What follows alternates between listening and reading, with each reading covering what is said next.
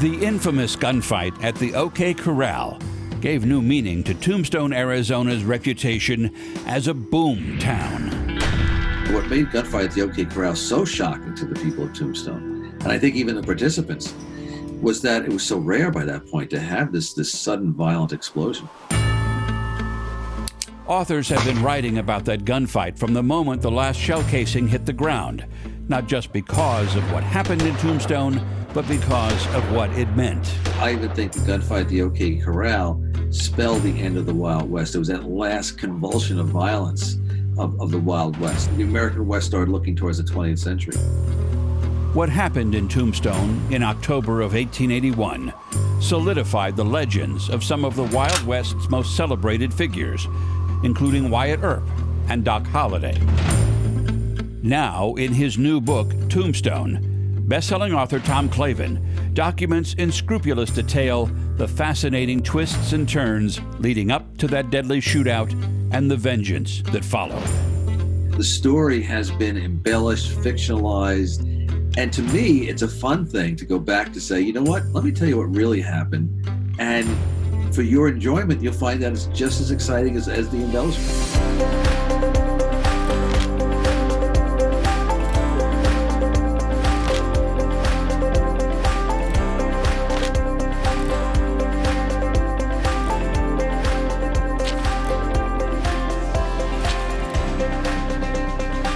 Tom Clavin, thanks very much for joining us. It's great to see you. Well, let's talk about the book. As I was reading it, in my head, I kept hearing that great quote from the end of The Man Who Shot Liberty Valance, this is the West, sir, who in fact becomes legend, print the legend. Is that why you wrote the book? Because this story has been so mythologized over the years? That's a big reason for it. It's not the only reason, but it's a big reason because the first so-called biography of Wyatt Earp was called Frontier Marshal. It was published in 1932, 3 years after he died. And so that's almost 90 years ago. And in the intervening 90 years, starting with Frontier Marshal, of course, helped a lot by Hollywood, we've had many, many versions of the Wyatt Earp story, the Earp Brothers, Doc Holliday, and other figures too, Bat Masterson, Wild Bill Hickok, and others. And so what I wanted to do is let's go back to what really happened on not just October 26, 1881, the gunfight, but what followed after that. Because the gunfight, and there's probably a question you have about that I can get into it more, but that was not the end of the story by any means. So I wanted to go back to the 1881, 1882 period, find out what was being written at that time. What were the newspapers covering? What were the people writing in their journals and their diaries?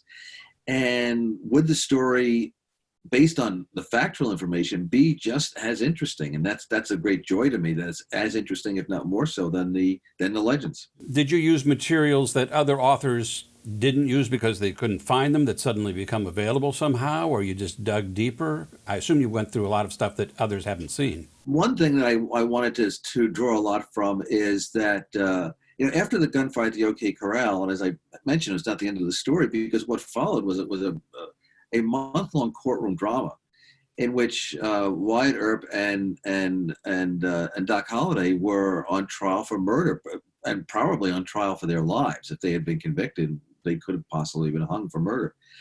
And usually, because most of the stories involving Earp and Holliday and the gunfight end with the end of the gunfight, authors have not often made use of the transcripts, and there's some transcripts that were lost from that trial that were recently rediscovered and are now available at the Tombstone Courthouse monument, I think they call it. And so it's a lot of great testimony, a lot of great eyewitness accounts. And so when you read through all of that, and not that I don't want anybody to think if they're reading this book, they're going to read a trial transcript, because I still want to tell a story. That's still a top priority. But you can make what happened, the events leading up to and the events of the gunfight, more, I think, present and real if you're drawing from actual transcripts and testimony that was taken within days and weeks of the event. There were a lot of Earps, a lot of Earps, besides the ones we always hear about, and a few that are in the story very directly that we don't hear that much about. Are there still Earp descendants around, and did you track any of them down? Not for this book. I remember when I was working on the first book in my Frontier Lawmen trilogy, Dodge City, I encountered some Earp descendants, but interestingly, Wyatt Earp did not have any children. Morgan Earp did not have any children. Virgil Earp had a daughter he did not know about until he was about 60 years old. So you'll not find anywhere existing a direct descendant, for example, of Wyatt Earp. I mean, if somebody claims to be, then you've got a ringer on your hands. I have. And once Dodge City was published, and including more recently with Tombstone, I hear from family members, people who are or claim to be related to the Earps in some way or form. And it's interesting because when they say, well, I was always told what really happened. Well, what they were told what really happened is what did not happen, or did not happen quite the way it did happen. So, as tempting as it might be just to say, let's say you could quote the great-great-grandniece of Virgil Earp, that's no guarantee that what they're going to tell you is true. Yeah, I mean, the stories had a lot of liberties taken with it over the years. I think in one version, was it a movie version, maybe, where they even killed Doc Holliday at the gunfight, which of course didn't happen. I'm glad you brought that up, because I'm pretty sure what you're referring to is the movie My Darling Clementine. And I think that's a perfect example, because during his last years, Wyatt Earp made some extra money consulting with directors of silent westerns in Hollywood. And one of the more prominent and up-and-coming ones was John Ford. And John Ford, when years later, after World War II, when he made My Darling Clementine, he claimed, well, this is what he got directly from Wyatt Earp, so this must be what really happened. And then you watch the movie, which is a wonderful movie if you don't care about the facts.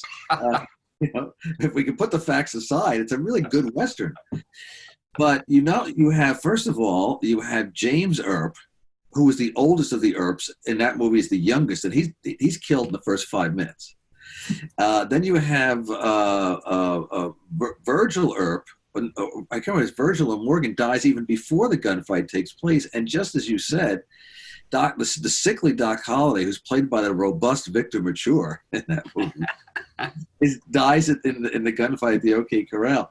So I think that's a perfect example of how the story has been embellished, fictionalized, as you say, print the legend instead of the fact, over the years. And to me, it's a fun thing to go back to say, you know what, let me tell you what really happened. And for your enjoyment, you'll find that it's just as exciting as the embellishments. I think it's more interesting, really.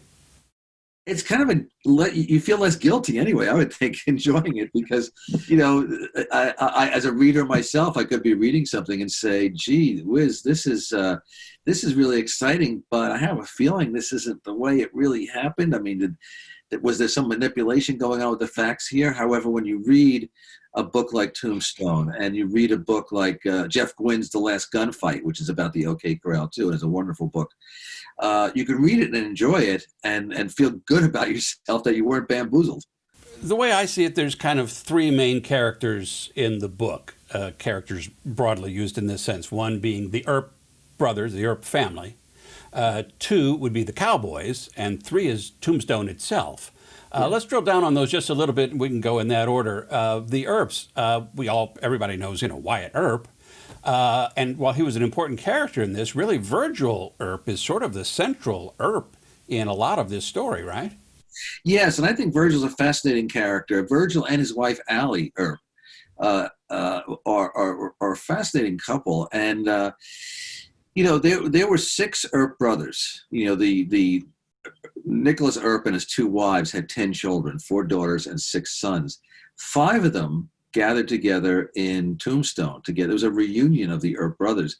It's a big reason why the subtitle of the book, the first 3 words, are the Earp Brothers, because so much of the book is about that relationship with the brothers. And you have Virgil, and he was the one that managed to get them all to Tombstone. He was actually the marshal of Tombstone.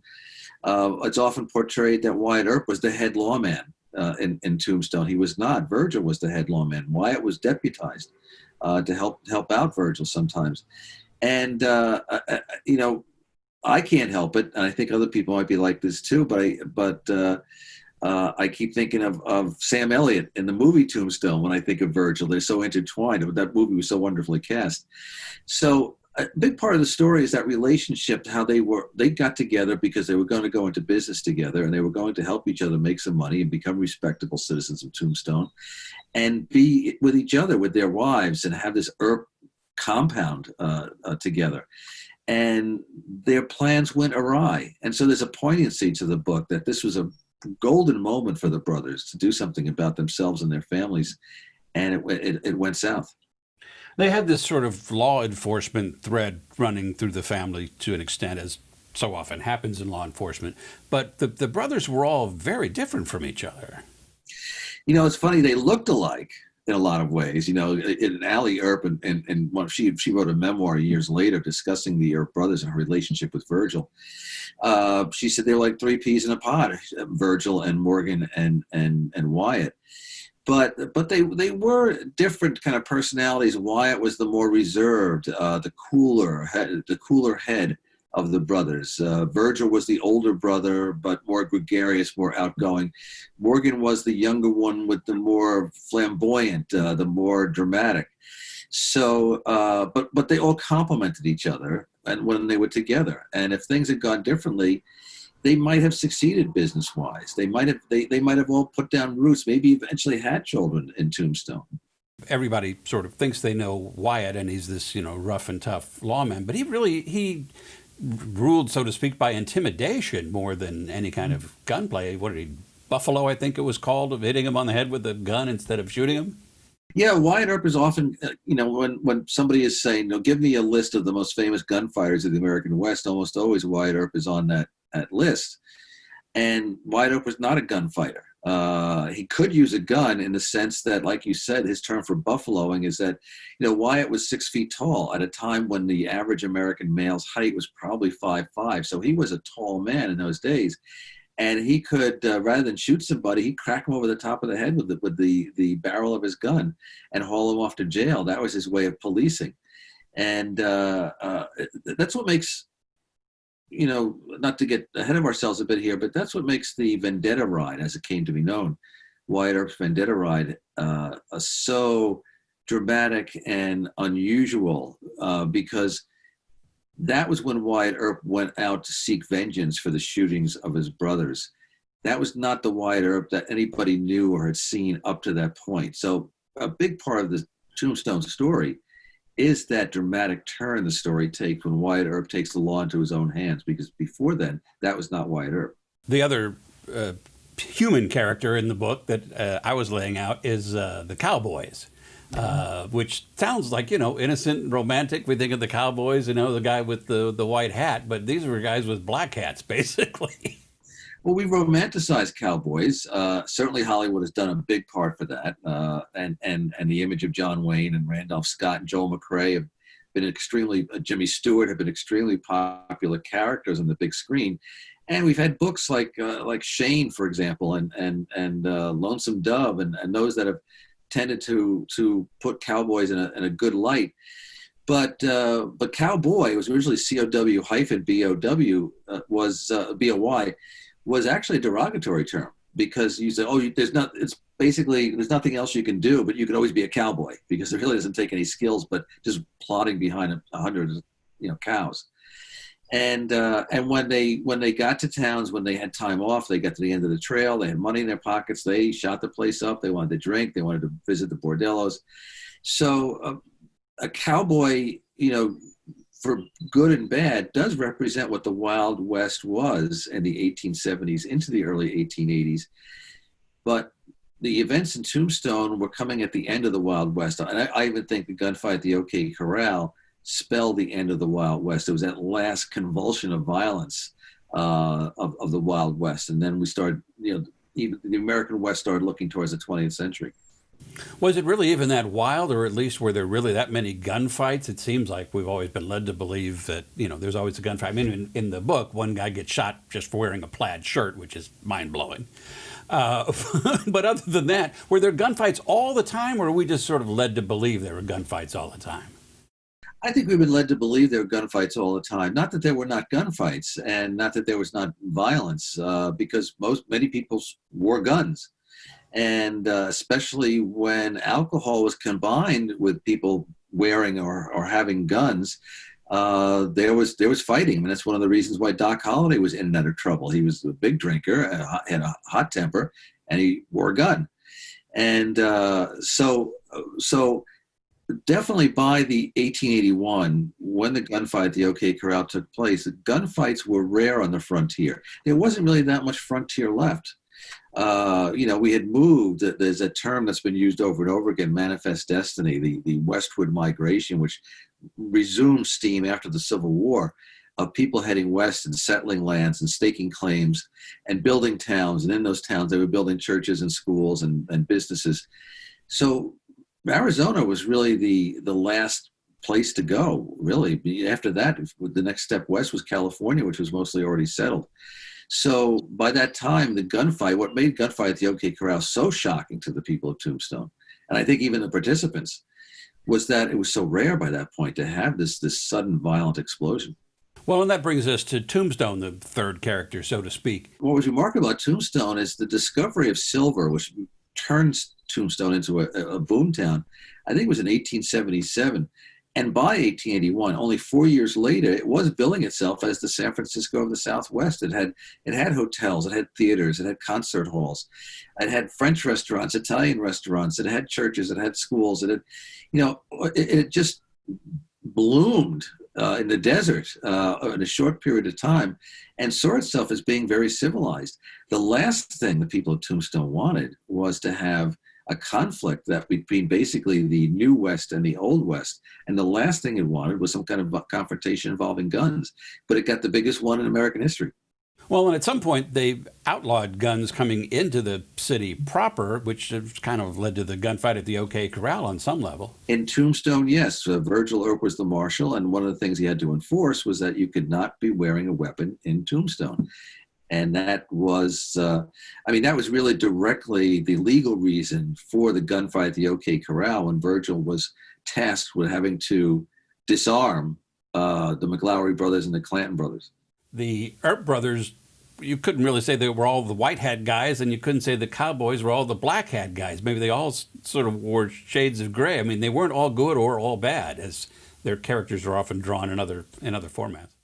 Well, that to me makes the story all the more interesting, because if it was just good versus bad, not that there's many fascinating stories about good versus bad, but the Earp brothers and Doc Holliday were on the good side in the sense that they were representing law and order, but they were not goody two shoes kind of people. I mean, even Wyatt had spent time in prison for being a horse thief, and the McLaury brothers and the Clantons were not bad necessarily. It's just that they were representing the old Wild West that they were clinging to. They wanted less law and order. There was an allowance for people like Curly Bill Brocius and Johnny Ringo to shoot people and get away with it.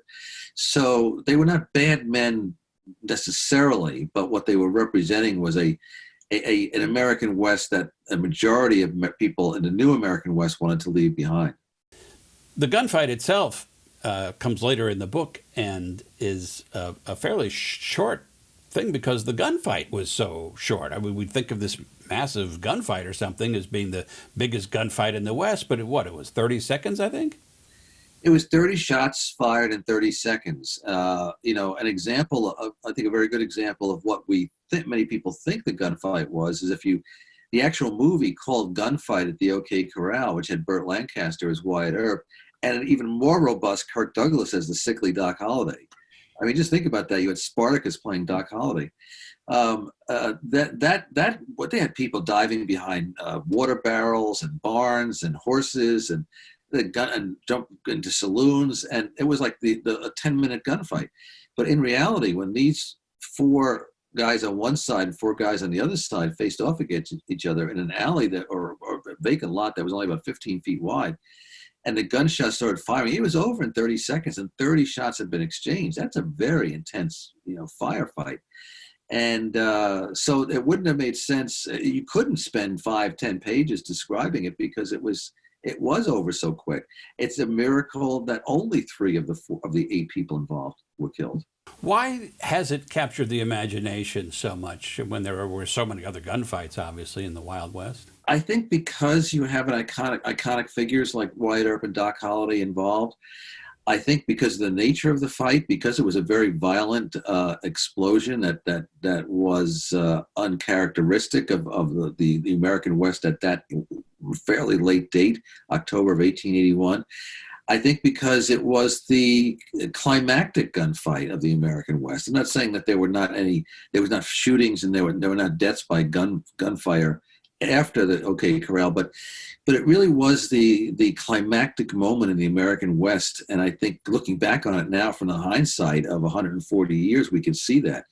So it was just, I think it's the gunfight itself was dramatic and exciting, but I think we also have what it represented to American history. Was it even really at the OK Corral? No, the clans of McLaury's who were armed wandered through the OK Corral because I think one of them kept his horse there or tied up his horse there. But the gunfight was actually in a vacant lot. But, years later when they started to do reenactments, the lot was too small. so they moved it to the OK Corral, which had more room for a reenactment. Well, you can't have a Vendetta Ride without a vendetta, and Wyatt Earp certainly had one because they killed his brother after all this, not during the fight. Tell us about the Vendetta Ride, not only the Vendetta Ride from hell, as you call it in the book. Again, when the gunfight was over, there was the month-long trial, which resulted in the acquittal of Wyatt Earp and Doc Holliday for murder. And, the McLaury brothers had been killed, Billy Clanton had been killed, and they had friends among the ranchers and cowboys who felt cheated out of justice. I mean, it was kind of ironic because they didn't really want an effective justice system in the first place. And here Tombstone tried to have one, and it did what was probably the right thing. So they conspired to attack the Earps, and the first one to get it was Virgil Earp, when he was ambushed, and he was not killed, but he pretty much lost the use of his left arm, and he came very close to dying. And then you had one night when Wyatt and Morgan were shooting pool together, again, an ambush from behind. Morgan was killed almost instantly. He died on the pool table. And at that moment, and there's the scene in the book where Wyatt Earp and Doc Holliday exchanged this look in which they're saying to each other, the only way this is going to end is if we do it. And that's the Vendetta Ride. It was with Wyatt Earp, Doc Holliday, another Earp brother, Warren Earp, and 3 or 4 other men who were supporters of Wyatt Earp, all saddled up, and they went in search of the men who had shot the Earp brothers. And that's the Vendetta Ride, because Wyatt was going to get his revenge. He, too, had lost faith in the law and order system that he had upheld for every minute he had lived in Tombstone. Well, and it took a while, too. It wasn't just sort of a straight, let's go get him and come back. There were interruptions and all sorts of things. Yeah, and the bad guys weren't waiting at the edge of town either. Oh, I did it. Here, come get me. They had to track these guys down. There were mountains around there they searched through. In one confrontation, Wyatt Earp came basically face to face with Curly Bill Brocius, and only one of them lived from that confrontation. So it took a while, and eventually the Vendetta Ride ended not because Wyatt was able to get everyone he wanted to find, that he thought was part of this conspiracy to shoot his brothers. But they had either left the state of Arizona or they were so well hidden that the search basically had to come over. And also Wyatt and Doc were facing arrest themselves. There was a posse in search of their posse. So the Vendetta Ride ended basically when Wyatt and Doc said, we've got to get out of Arizona. We're not going back to Tombstone and going to jail there. Who knows what will happen to us? So they left the state, and that was the end. It took months after the gunfight at the OK Corral before the Tombstone story as we know it came to its conclusion. So, spoiler alert, Wyatt dies. He doesn't get killed, but like all of us, he dies at the end of the book. And there's this deathbed scene in there where he utters something that I won't spoil for people. But it reminded me of like Rosebud in Citizen Kane. He has this one sort of word that he utters that I guess we've all been trying to figure out what he meant by it ever since.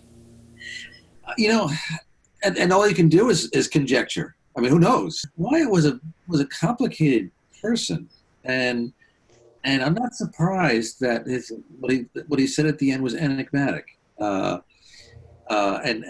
open to interpretation, which turned out to be a lot about his life. Ended up being open to interpretation, and people went ahead and interpreted it the way they wanted to in a lot of cases.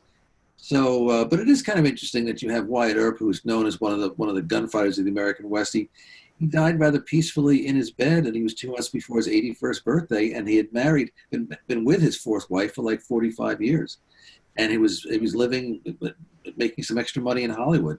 Who knew? But that's how one of the most iconic Western figures would end up. The town itself nearly burned down, I guess, a couple of times, at least in the span of the book. Is there still a Tombstone today? And is it this sort of ersatz like Disneyland, or is it even a town anymore? Oh, there's a Tombstone. Yes, I'm glad to report there's a Tombstone. I'm very happy to report. Even the mines by the mid-1880s were played out, and so Boomtown Tombstone ceased to exist. The town itself did not cease to exist. I mean, now most of the people who go to Tombstone do so during the tourist season because they want to see the reenactments and the courthouse museum, and a big nose Kate Elder's saloon is there. But it's and I'm glad it exists. I think it would be sad if Tombstone today was a ghost town. It's not. You know, people live there year round and work there, and I don't know if you call it necessarily a thriving community, but it's there. I'm glad it is. Yeah, I guess ironically, the silver mines eventually gave out. Tombstone might have dried up and blown away, but I guess the legend has kept it alive. The legend has, and I'm glad that you know, even if I'm not saying the reenactors and others in Tombstone are 100% accurate in some of the stories that they tell, but that's entertainment. You know, it's the Dodge City has a piece of that. Deadwood has some of that. I don't blame people for making a few dollars, you know, from tourists and for people. I mean, and to some extent, that's what a lot of our national parks are about. We have, although in those cases, some of the most wonderful and most accurate storytellers are park rangers. Well, we're sure sorry you couldn't make it to town, but we do want to let folks know that they can get a copy of Tombstone locally in Webster Groves at the Novel Neighbor. Tom Clavin, thanks so much for joining us. Really appreciate it. My pleasure, and I hope that the very next time, maybe when the Tombstone book is out in paperback, I'll be in St. Louis. I very much miss not being able to be there. Hope to see you then. Thank you. Until about 3 p.m., the day would have many moving parts, and there would be many versions offered by a mixture of participants, witnesses, and gossips of what transpired, some of them at odds and other accounts being outright contradictions. With all the moving parts, if an actor on this day had said or done something differently, there might not have been a gunfight at the OK Corral. One gets the sense, though, that it or something like it was bound to happen. Those involved appear to have had a let's get it done attitude.